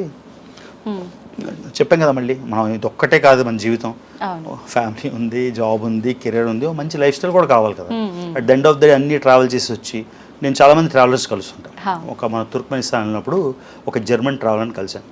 ఏదో చెప్పాను, వెళ్ళాలంటే నా డబ్బులు లేవు, నాకు ట్యాక్సీ కూడా, అంటే అంత ఎక్స్ట్రీమ్గా చేయాల్సిన అవసరం లేదు, నాకు అలా కాదు, నాకు ట్రావెల్ చేయాలి, ఓ మంచి లైఫ్ స్టైల్ కావాలి, ఓ మంచి ఇల్లు కావాలి, మంచి కార్ కావాలి, గుడ్ లైఫ్ స్టైల్ ఉండాలి కదా. సో అన్నీ బ్యాలెన్స్ చేసుకోవాలి కాబట్టి కష్టపడాలి, కొన్ని ప్లాన్ చేసుకోవాలి, ప్లానింగ్ ప్రకారం వెళ్తున్నారు. ఓకే సార్, చాలా మందికి కాదు, కొంతమందికి మాత్రం ఇట్లా తిరగాలని చెప్పి బాగా పిచ్చి ఉంటుంది. Every time yearly once twice అలా ఎక్కడికొక్కడికి వెళ్తుంటారు. కానీ కరెక్ట్ గా ఎటు వెళ్ళాలి ఏంటి, బడ్జెట్ ప్లానింగ్ అవన్నీ క్యాలిక్యులేషన్స్ కరెక్ట్ గా మిస్ అవుతుంటారు. ఆ ప్లానింగ్ ఎలా ఉంటే బాగుంటుంది అంటారు ఒక ట్రిప్కి వెళ్ళాలనుకున్నప్పుడు? ఏదైనా చెప్తాను, బడ్జెట్ ప్లానింగ్ ఎప్పుడు చేయలేదు. అంటే నేను ఏదో చాలా రిచ్ అని నేను చెప్పట్లేదు, కానీ అట్లీస్ట్ నా ట్రిప్లు కవర్ చేసుకునే కెపాసిటీ అయితే నాకు ఉంది. కాబట్టి ఎప్పుడు లిమిటేషన్ పెట్టుకోలేదు, ఇంతలో అయిపోవాలని పెట్టుకోలేదు. కాబట్టి నేను ఆ క్వశ్చన్ ఆన్సర్ చేయలేరా? చిన్న చిన్న టిప్స్ ఏమైనా చెప్పండి. టిప్స్ అంటే ఫర్ ఎగ్జాంపుల్ ప్లేన్స్, ఇప్పుడు అదే ప్లేన్ ఇప్పుడు మీరు సినిమా టికెట్ వెళ్ళారు, సినిమా టికెట్ ప్లేన్ ఉంది అనుకోండి, లేకపోతే ట్రైన్స్ కూడా కాన్స్టెంటే ఉంటాయి. ప్లేన్స్లోని మీరు ఒక 2 వారాల ముందు బుక్ చేస్తే ఒక రేట్ ఉంటుంది. అదే ఫర్ ఎగ్జాంపుల్ నేను ఎన్నోసార్లు నా బద్ధకం వలన నేను వైజాగ్కి టికెట్ ఎంతుందని ముంబై నుంచి చూస్తాను, 4,300 చూపిస్తుంది. ప్రతిసారి నేను 11,000కే కొంటాను. అది ఇలా బద్ధకంకి చూస్తాను, కొన్ను, నెక్స్ట్ డేకి అలా పెరిగిపోతుంటుంది. సో కొన్ని వెబ్సైట్లు ఉంటాయి, స్కై స్కానర్ అని ఒక వెబ్సైట్ ఉంది, అందులోనే అన్నీ చూపిస్తుంది అన్నమాట. అందులో థర్డ్ పార్టీ కన్సల్టేటర్స్ కూడా చూపిస్తుంది, అంటే థర్డ్ పార్టీ ఎప్పుడు మన ట్రావెల్ ఏజెన్సీకి వెళ్ళినప్పుడు అవన్నీ చూపిస్తుంది. ఫర్ ఎగ్జాంపుల్ అది నేను వాడతాను. తర్వాత ఏదైనా కొత్త దేశం వెళ్ళినప్పుడు booking.comలోని ఒక 5 స్టార్ హోటల్ చూసుకుంటే అది ఏరియా అంతా చూపిస్తుంది. మనకు కావాల్సిన ఏరియా చూసుకొని పక్కన ఉన్న చిన్న హోటల్స్ కూడా చూపిస్తుంది. మన బడ్జెట్ తక్కువ ఉందంటే ఆ పక్కన అక్కడ చూసుకొని, సో నేను ఎక్కువ వాడేది booking.com హోటల్స్కి, skyscanner.com ఫ్లైట్స్కి. అది అంతకన్నా హ్యాక్ ఇంకేం చెప్పలేను. లో బడ్జెట్ ట్రిప్ ఒకటి, అంటే అందరికి అనువుగా ఉండేటట్టు వెళ్ళాల్సిన ట్రిప్, చూడటానికి బాగుండే ట్రిప్ అంటే ఏ ప్లేస్ సజెస్ట్ చేస్తారు సార్? లో బడ్జెట్ అంటే ఈ మధ్యన నేను చూశాను, విశాఖపట్నం నుంచి మలేషియా కౌలాలంపూర్కి 3,500కే టికెట్ ఉంది. మీరు ఢిల్లీకి చూస్తే టికెట్ 8,000-9,000 ఉంటుంది. సో లో బడ్జెట్లో చెయ్యొచ్చు. అంటే మీరు కేరళ వెళ్ళి వచ్చారనుకో, గోవా వెళ్ళి రావడానికో బాగా అంటే 20,000-30,000 అవుతుంది. ఆ 20,000-30,000లో మీరు భూటాన్ వెళ్ళి వచ్చేయచ్చు, నేపాల్ వెళ్ళి వచ్చేయచ్చు, శ్రీలంక వెళ్ళి వచ్చేయచ్చు. సో చాలా ఉన్నాయి చేయడానికి. లో బడ్జెట్ అంటే ఫ్రీగా అయితే వెళ్ళాం. తర్వాత ఈ మధ్యన కౌచ్ సర్ఫింగ్ అని ఒక యాప్ ఉంది. ఆ కౌచ్ సర్ఫింగ్లో ఏంటంటే ఉత్సాహం ఉన్నోళ్ళు హోస్ట్ చేస్తారు, పైసా ఖర్చు అవ్వదు. అంటే మీరు రివ్యూస్ చూసుకొని వాళ్ళకి మీ ప్రొఫైల్ నచ్చితే, మీకు వాళ్ళ ప్రొఫైల్ నచ్చితే మీరు వెళ్ళి వాళ్ళ ఇంట్లో ఉండొచ్చు. సో అప్పుడు ఇంకా తక్కువ బడ్జెట్ అవుతుంది కదా. చాలామంది ట్రావెలర్స్ అంటే జాబ్ లేకుండా తిరిగేవాళ్ళు చాలామంది కౌచ్ సర్ఫింగ్ కూడా యూజ్ చేసి కౌచ్ సర్ఫింగ్ యాప్ చూసుకుంటారు. అప్పుడు ఓన్లీ టికెట్ పెట్టుకోవాల్సి వస్తుంది. సో మీరు నిజంగా టైం ఉండి ఓపిక ఉంటే 10,000లో కూడా ఒక ఇంటర్నేషనల్ ట్రిప్ చేసి పిఓకేలోని అనుకోకుండా ఒక చిన్న కొండ ఎక్కుతున్నప్పుడు పడిపోయిందన్నమాట, రాయిని తన్నుకొని. అప్పుడు నాకు ఇక్కడ ఏదో కార్టిలేజ్ ఏదో సంథింగ్ డ్యామేజ్ అయింది. తర్వాత ఇలా కూడా చేయెత్తలేకపోయాను. ఇప్పుడు కూడా ఇది ఎత్తినట్టు ఇది ఎత్తలేను. సో జిమ్ మానేశాను 2 ఏళ్ళ నుంచి. అదొక్కటే బ్యాడ్. ఇది దానికి పాకిస్తాన్కి సంబంధం లేదు, అక్కడ ఏదో రాయిని తన్నుకొని పడిపోయాను. సో అదొక్కటే ఇష్యూ, ఇంకెప్పుడు ఈ ఇష్యూ అవుతుంది. మరి ఇప్పుడు అలా జరిగినప్పుడు అక్కడ ఉండి మీరు అంతా కంప్లీట్ చేసుకొని వచ్చారా, రిటర్న్ అయిపోయారా? అంటే అది ఫ్రాక్చర్ ఏం అవ్వలేదు, ఏదో టేర్ అయింది పడిపోయినప్పుడు, అది కూడా స్లోగా తెలిసింది. ఆ తర్వాత ఏంటి 3 రోజులు చేయెత్తట్లేదు అలా అని. కాకపోతే అంటే అన్ని తినడం అన్నీ అవుతాయి కాదు, జిమ్ వెళ్ళి చేసేంత రాలేదు. తర్వాత అక్కడ అమెరికా వెళ్ళాక చూపిస్తే మూమెంట్ ఎక్కువ ఇవ్వద్దు, మసిల్ టేర్ చేయొద్దు అన్నారు. ఇప్పుడు అంతా ఫిక్స్ అయిపోయింది. మళ్ళీ చెప్పాం కదా, ఇప్పుడు అన్నీ అయిపోయాయి కాబట్టి మళ్ళీ జిమ్కి వెళ్ళాలి. కొంచెం బజ్జు వచ్చేసింది, కొంచెం మసిల్ పోయింది, అది తెచ్చుకోవాలి. నెక్స్ట్ టార్గెట్ మళ్ళీ.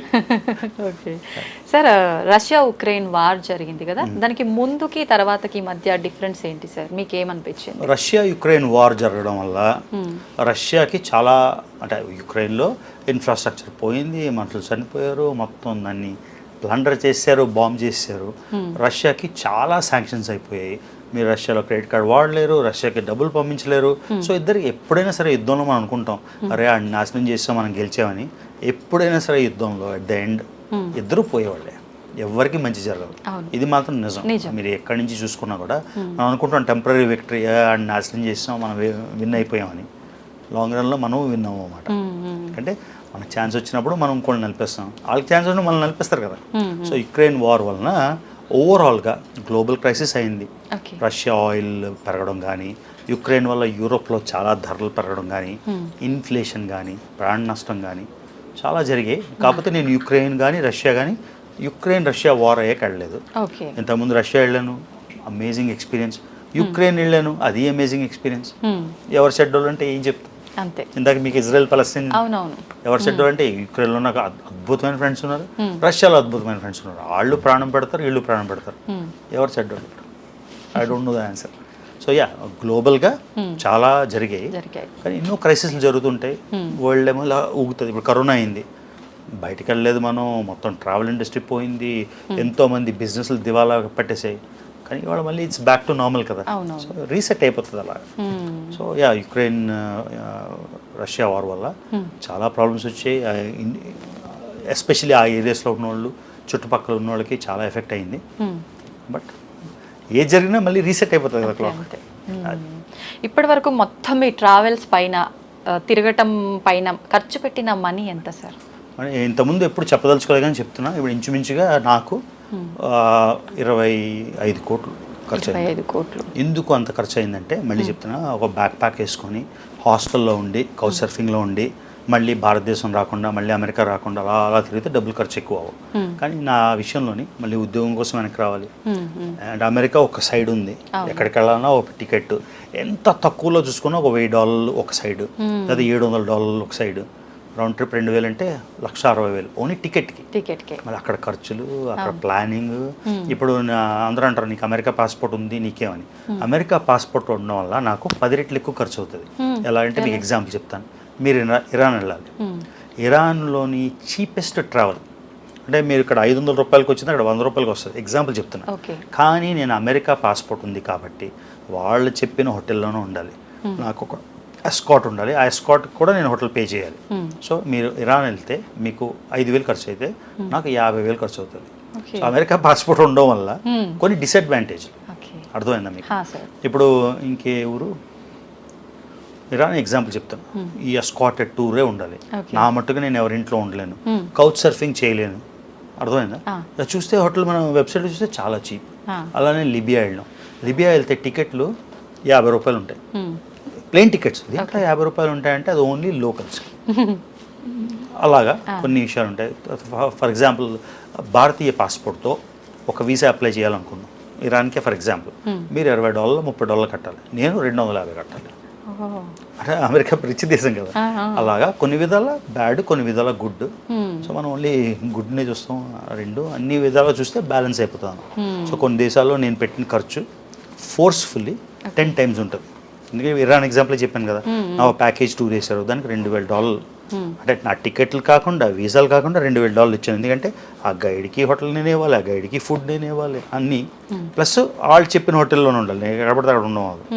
సో ఈ 2,300తోనే అయిపోయేది నా మట్టుకు నేను వెళ్ళుంటే. అంత చీప్ ఇరాన్. సో కార్లోనే వెళ్ళాలి, ఆ డ్రైవర్స్తోనే వెళ్ళాలి, మన పబ్లిక్ బస్ ఎక్కడానికి లేదు, ఇవన్నీ. సో అందుకని సార్ మీరే చెప్పారు ప్రమోషన్స్ లేవు, స్పాన్సర్స్ లేవు, అంతా నా సొంత డబ్బు. మరి ఇంత ఖర్చు పెడుతున్నారు అంటే అసలు ఎంత వీళ్ళ నెల సంపాదన? ఈ క్వశ్చన్ ప్రతి ఒక్కరిలో ఉంటుంది. అది అది ఏమోనండి, అంటే ఇంత ఖర్చు పెట్టగలుగుతున్నానంటే అంతకన్నా కొంచెం ఎక్కువే ఉంటుంది కదా. ఉంటుంది. కొంచెం ఎంత చెప్పచ్చు అని చెప్పేస్తే మరి కొన్ని చెప్పబోతేనే బెటర్. మీరేంటారు కదా అమ్మాయిలు ఏజ్ అడగకూడదు, అబ్బాయిల సంపాదన అడగకూడదు అని. సో మీరు అప్పుడప్పుడు అడగొచ్చు సార్, అప్పుడప్పుడు అడగొచ్చా? బ్రేక్ చేయాలి రూల్స్. పోనీ మీ యూట్యూబ్ సంపాదన ఎంత సార్? యూట్యూబ్ అంటే బాగా వైరల్గా వెళ్ళినప్పుడు కొన్ని మంత్స్ 20 లక్షలు కూడా వచ్చింది నెలకి, కొన్ని నెలలు 15 లక్షలు వచ్చింది. ఓకే. కానీ ఇప్పుడు ఛానల్ అయినా ఏ నెల కూడా 2-3 లక్షల కన్నా తక్కువ రాలేదు. ఓకే. సో మరి యావరేజ్ మీరు తీసుకోండి. సో అంటే నాకు అప్పుడప్పుడు బద్ధకంకి నేను వీడియోలు పెట్టను. ఫర్ ఎగ్జాంపుల్ నాకు కుదరక 3 రోజుల నుంచి వీడియోలు పెట్టట్లేదు, ఆబ్వియస్గా ఇన్కమ్ తగ్గుతుంది కదా.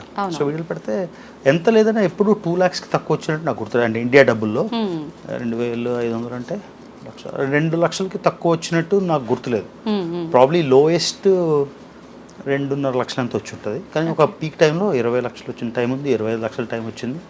సో 25 లక్షలు యూట్యూబ్లో వచ్చినప్పుడు ఎన్ని దేశాలు తిరిగాను, ఏ విధంగా తిరిగాను. 2 లక్షలు వచ్చినప్పుడు అలాగే తిరుగుతున్నా, అదే స్టైల్లో తిరుగుతున్నా. ఎందుకంటే యూట్యూబ్ అనేది ఒక హాబీ కాబట్టి. జనాలు అడుగుతారు మరి యూట్యూబ్ నీకు డబ్బులు అవసరం లేదు కదా, మానిటైజేషన్ ఆపేసుకోవచ్చు కదా.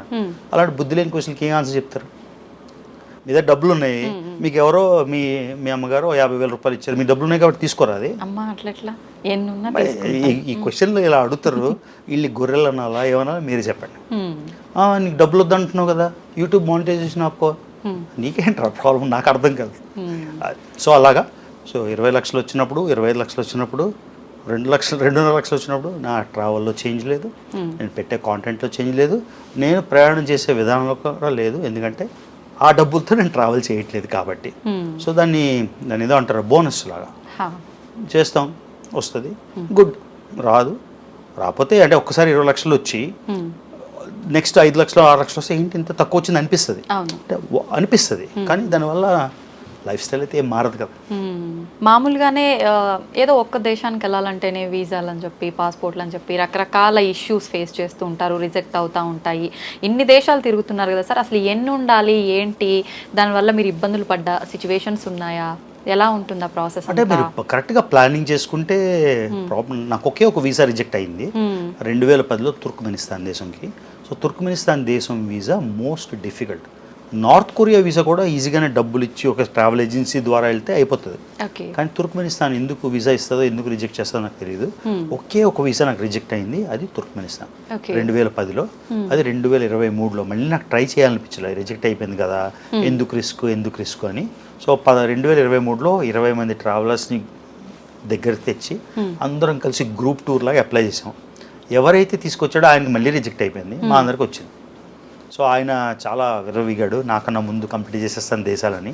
పాపం 194 చేసేసాడు, 11 సార్లు రిజెక్ట్ అయింది. సో ఇంకెప్పటికీ ఆయనకి అవ్వదు అది. సో అందుకే విర్రవెక్కకూడదు మాట. సో అది అయిపోయింది 195 అవ్వలేదు. ఇప్పుడు 195 అయిపోయినాయి కదా సార్, మళ్ళీ స్టార్ట్ చేస్తున్నారా? నేను చెప్పాను కదా, నేను నిజంగా 195 ఒక గోల్లా పెట్టుకోలేదు, ఏదో చేసేయాలి మొక్కుబడికి కాదు కదా. నిజంగానే ట్రావెల్ తిరిగే ప్యాషన్ ఉంది. నేను 195 కావాలంటే ఒక 10 ఏళ్ళ బ్యాక్ కంప్లీట్ చేసేవాడిని. ఇప్పుడే మీకు చెప్పాను 13 సార్లు ఎట్లా వెళ్ళానని. ఆ 13 సార్లు ఎట్లా వెళ్ళే బదులు ఇంకో 13 దేశాలు చూసేయచ్చు కదా. సో ఓన్లీ గోల్ డ్రివెన్ లేదు, కాకపోతే దగ్గరికి వస్తున్న కొద్దీ గోల్ అంటే ఎంత దగ్గరలో ఉన్నాం కదా, ఇంకా 10 కదా అని అలా మారుతుంది. కానీ నిజంగా చేయాలని ఉంటే 10 ఏళ్ళ బ్యాకే చేసేవాడిని. కానీ ట్రావెల్ చేయాలి, ట్రావెల్ అన్నది స్వతహాగా ఒక passion, interest, what ever ఎలిక్సీర్ of life అంటారు. ఎలిక్సీర్కి తెలియమంటారు, కరెక్ట్ పదం నాకు తెలీదు, ఎవరైనా చెప్తే కింద పెట్టండి. So ఎలిక్సీర్, travel is my ఎలిక్సీర్ and the world is my oyster అంటారు. సో అలాగా అది అంతే. సూపర్ సార్, నిజంగా మీ ఇంత బిజీ టైంలో మాకు కొంత టైం ఇచ్చినందుకు చాలా సంతోషం సార్. మీ అనుభవాల్ని మాతో షేర్ చేసుకున్నందుకు thank you sir. Thank you very much. మీరు కూడా అన్ని క్వశ్చన్లు అడిగారు, ఏదో చాలా ఎమోషనల్ చేసేసారు, చెప్పించేశారు. కానీ నిజంగా సీఎం ఇద్దరికి, డిప్యూటీ సీఎం గారికి ఈ క్వశ్చన్ ఎలా ట్యాకిల్ చేస్తారు అంటే వేరే వాళ్ళకి అర్థం కాకపోవచ్చు, కానీ వాళ్ళ ఫ్యామిలీలు కూడా అబ్యూజ్ అయ్యాయి కదా. అవునవును. ఇప్పుడు వేరే వాళ్ళ ఫ్యామిలీలు అబ్యూజ్ అయ్యాయి అనుకోండి, మనం అయ్యో అయిందా అని అనుకుంటాం. కానీ మనకి అయితే ఆ పెయిన్ తెలుస్తుంది. సో వాళ్ళకి నాకు కామన్ పెయిన్ ఉంది, దాన్ని ఎలా అడ్రస్ చేస్తారు చాలా క్యూరియస్ అయింది. ఇది ఒక పెద్ద ఇష్యూ కదా, ఎందుకంటే చాలా emotional issue. I want to see ఏం చేస్తారు, చూద్దాం. Thank you sir, thank you very much.